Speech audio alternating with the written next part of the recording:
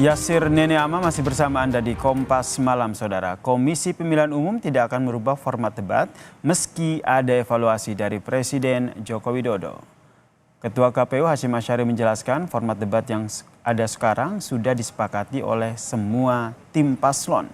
KPU menurutnya tidak akan mengubah format debat.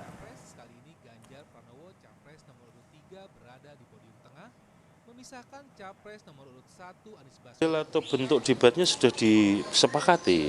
Ada 6 segmen. Segmen pertama visi misi program, segmen 2 dan 3 pertanyaan yang disiapkan oleh panelis dan kemudian masing-masing calon menjawab. Segmen 4 dan 5 adalah pertanyaan masing-masing calon kepada calon yang lain dan dijawab oleh calon. Segmen ke-6 penutup. Jadi memang modelnya seperti itu. 4 dan 5 pun akan begitu, debat ke-4 dan ke-5 pun akan begitu. Mas Hashim, apakah memungkinkan ada penambahan durasi debat sendiri? Cukup itu. Karena kalau diubah nanti jadi pertanyaan, kenapa diubah? Gitu. Karena sudah 3 kali debat. Sebelumnya, Saudara, Presiden Joko Widodo menilai debat ketiga tidak mengedukasi masyarakat dan hanya didominasi saling serang personal antar calon presiden. Menurut Joko Widodo, saling serang tidak masalah selama tidak menyerang personal dan bukan untuk saling menjatuhkan. Joko Widodo pun meminta format debat Pilpres perlu diubah.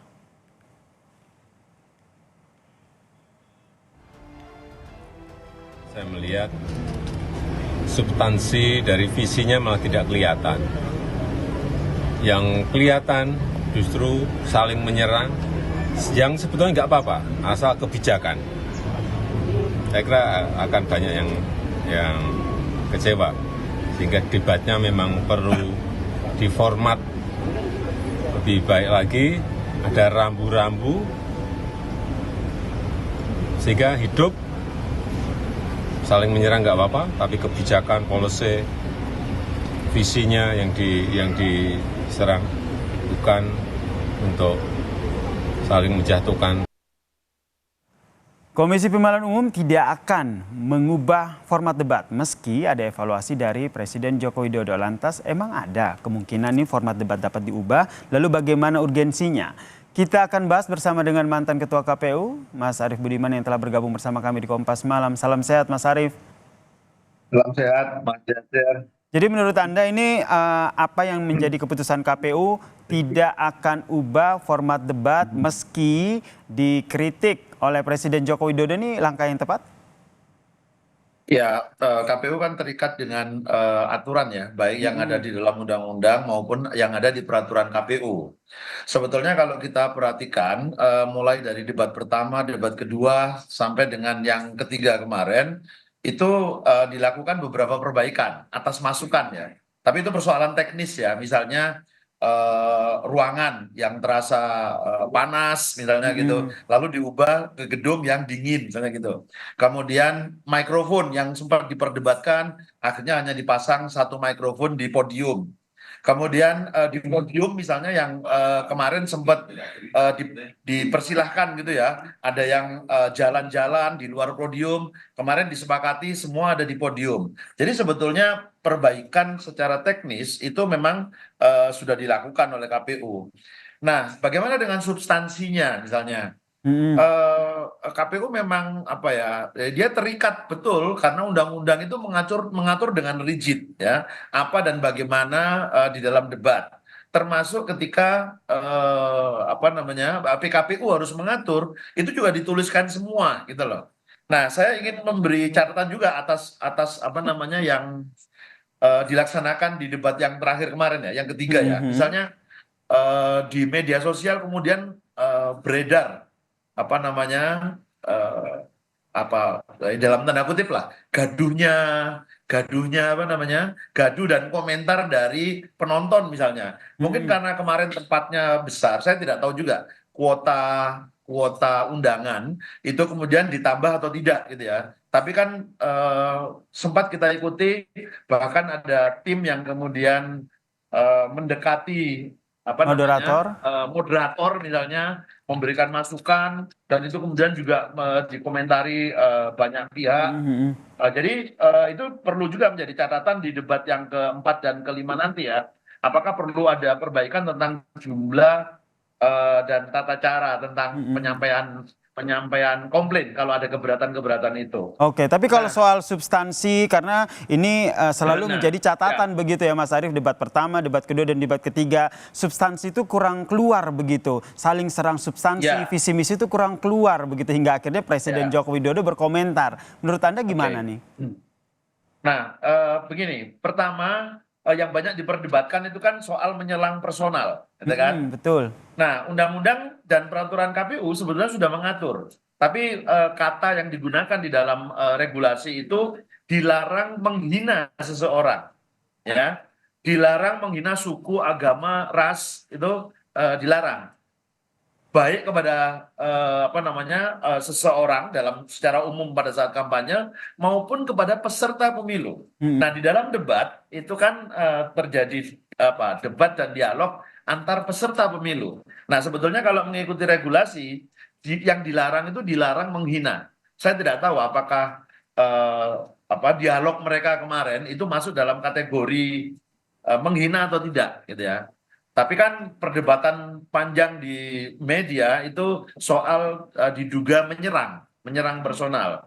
Nah Oke. ini apakah diksi ini dimaknai berbeda, menyerang dan menghina? Itu saya pikir biar mereka yang ahli untuk menilai itu. Mhm. Nah, kedua sebetulnya proses perbaikan bisa juga dilakukan ketika teknis penyelenggaraan itu memang sangat mengandalkan kepiawaian moderator. Tetapi peran moderator itu dibatasi di dalam apa namanya di dalam regulasinya. Mhm. Bahkan moderator itu dilarang sebetulnya ya di dalam regulasinya ya, dilarang memberikan komentar, penilaian maupun kesimpulan Nah, kalau atas bagian materi itu yang bisa disampaikan. dievaluasi tidak, Mas Arief? Sorry saya potong. Bagian itu bisa dievaluasi tidak, sehingga dua debat terakhir ini kita benar-benar melihat ada perang substansi, visi misi, bukan saling sindir personal. Ya, sebetulnya bisa karena KPU kalau saya tidak salah di dalam juknisnya atau di dalam peraturan KPU Mhm. kan selalu membuat evaluasi setiap selesai satu debat. Lalu secara teknis pelaksanaannya itu bisa dibicarakan bersama antara penyelenggara pemilu dan peserta pemilu. Nah, sepanjang apa yang disepakati itu tidak melanggar ketentuan, menurut saya bisa. Ya. Nah, cuma harus hati-hati memang KPU jangan sampai niat untuk melakukan perbaikan-perbaikan itu Mhm. nanti malah ditafsir yang berbeda dan dianggap melanggar regulasi. Jadi memang harus sangat hati-hati. Tapi Oke. untuk memenuhi tujuan debat itu sendiri sebetulnya, menurut saya pembicaraan atau debat dan dialog tentang substansi itu penting. Karena kan Mhm. debat ini salah satu metode kampanye, salah satu bentuk metode kampanye. Nah, kampanye itu adalah penyampaian visi dan misi. Jadi publik perlu tahu sebetulnya visi dan misi dari masing-masing kandidat. Dan yang sering terjadi adalah ketika saling serang personal ataupun sindir ini terjadi pada bagian saling nanya antar capres, sehingga memang itu yang sulit dikontrol ya, karena pertanyaan itu kan keluar dari capres masing-masing, tidak melalui panelis begitu. Iya, iya. Dan sebetulnya kalau moderator diberi kewenangan lebih, Mm-mm. harusnya moderator bisa menata ini, misalnya sudah keluar Mm-mm. dari jalurnya, keluar dari relnya, dia bisa mengembalikan supaya kembali ke apa substansi debat atau tema debat yang sedang diselenggarakan pada saat itu. Oke, kalau menurut Mas Arief sendiri nih, apa yang disampaikan oleh Presiden Joko Widodo ini lebih kepada intervensi atau kritikan?